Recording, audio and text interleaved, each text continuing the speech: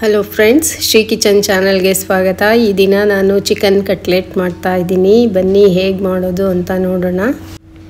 ಚಿಕನ್ನ ಈ ರೀತಿ ಸ್ನ್ಯಾಕ್ಸ್ ಥರ ಮಾಡ್ಕೊಂಡು ತಿಂದರೆ ತುಂಬಾ ಚೆನ್ನಾಗಿರ್ತೈತೆ. ಮಕ್ಳಿಗೂ ಮಾಡಿಕೊಟ್ರೆ ಇಷ್ಟಪಡ್ತಾರೆ. 1/4 kg ಬೋನ್ಲೆಸ್ ಚಿಕನ್ನ ಕೈಮಾಗೆ ಕಟ್ ಮಾಡಿಸೋ ರೀತಿ ಕಟ್ ಮಾಡಿಸ್ಕೊಂಡಿದ್ದೀನಿ. ಮತ್ತು 2 ಬೇಯಿಸಿರೋ ಆಲೂಗಡ್ಡೆ ಅದ್ರ ಜೊತೆ ಚೆನ್ನಾಗಿ ಕಲಿಸ್ಬೇಕು, ಚೆನ್ನಾಗಿ ಹೊಂದ್ಕೊಳ್ಳೋ ರೀತಿ. ಈಗ ನಾನೊಂದು 4 ಹಸಿಮೆಣ್ಸಿನ್ಕಾಯಿ ಹಾಕಿದ್ದೀನಿ. ಒಂದು ದೊಡ್ಡ ಈರುಳ್ಳಿನ ಸಣ್ಣದಾಗೆ ಕಟ್ ಮಾಡ್ಕೊಂಡಿದ್ದೀನಿ. ಮತ್ತು ಈಗ ಸ್ವಲ್ಪ ಕೊತ್ತಂಬರಿ ಸೊಪ್ಪು, ಪೆಪ್ಪರ್ ಪೌಡ್ರು 1 ಟೇಬಲ್ ಸ್ಪೂನಷ್ಟು, ಜಿಂಜರ್ ಗಾರ್ಲಿಕ್ ಪೇಸ್ಟು 1 ಟೇಬಲ್ ಸ್ಪೂನಷ್ಟು, ಮತ್ತು ಖಾರದ ಪುಡಿ 1 ಟೇಬಲ್ ಸ್ಪೂನಷ್ಟು, ಜೀರಾ ಪೌಡ್ರು 1 ಟೇಬಲ್ ಸ್ಪೂನಷ್ಟು, ಗರಂ ಮಸಾಲ 1 ಟೇಬಲ್ ಸ್ಪೂನಷ್ಟು, ಮತ್ತು ಸಾಲ್ಟು, ಮತ್ತು 1 ಟೇಬಲ್ ಸ್ಪೂನು ಕಾರ್ನ್ಫ್ಲೋರು. ಇದನ್ನೆಲ್ಲ ಹಾಕಿ ಒಟ್ಟಿಗೆ ಚೆನ್ನಾಗಿ ಕಲಿಸ್ಕೋಬೇಕು, ಎಲ್ಲ ಹೊಂದ್ಕೋಬೇಕು ಚಿಕನ್ನು ಜೊತೆ.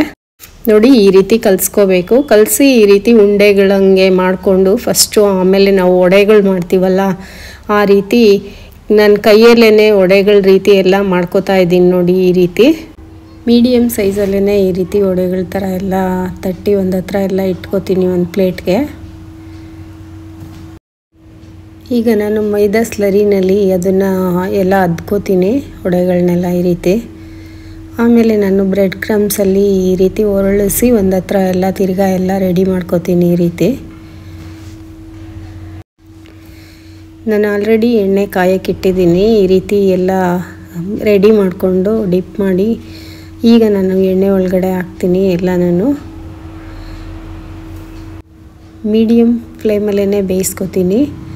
ಜಾಸ್ತಿ ಫ್ಲೇಮ್ ಕೊಟ್ಟು ಬೇಯಿಸಿದ್ರೆ ಸ್ವಲ್ಪ ಸೀದೋಗ್ಬಿಡುತ್ತೆ. ಅದಕ್ಕೋಸ್ಕರ ಕಮ್ಮಿ ಉರಿನಲ್ಲೇ ಬೇಯಬೇಕು. ಎಲ್ಲ ಬೇಯಬೇಕಲ್ಲ ಚಿಕನ್ನು ಎಲ್ಲವೇ, ಅದಕ್ಕೋಸ್ಕರ ಕಮ್ಮಿ ಫ್ಲೇಮಲ್ಲೇ ಬೇಯಿಸ್ತಾ ಇದ್ದೀನಿ. ಈ ರೀತಿ ಎಲ್ಲ ಚಿಕನ್ ಗೋಲ್ಡನ್ ಬ್ರೌನ್ ಕಲರ್ ಥರ ಬರಬೇಕು, ಕಲರ್ ಚೇಂಜ್ ಆಗಬೇಕು, ಅಲ್ಲಿನವರೆಗೂ ಬೇಯಿಸ್ಕೊತೀನಿ. ಈಗ ಚಿಕನ್ ಕಟ್ಲೆಟ್ ರೆಡಿ ಆಯಿತು.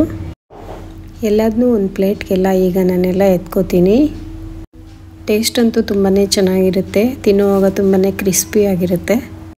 ನಿಮಗೆ ಈ ರೆಸಿಪಿ ಇಷ್ಟ ಆಗಿದೆ ಅಂದ್ಕೊತೀನಿ. ಇಷ್ಟ ಆಗಿದರೆ ನಮ್ಮ ಚಾನಲ್ ಸಬ್ಸ್ಕ್ರೈಬ್ ಮಾಡೋದನ್ನ ಮರಿಬೇಡಿ.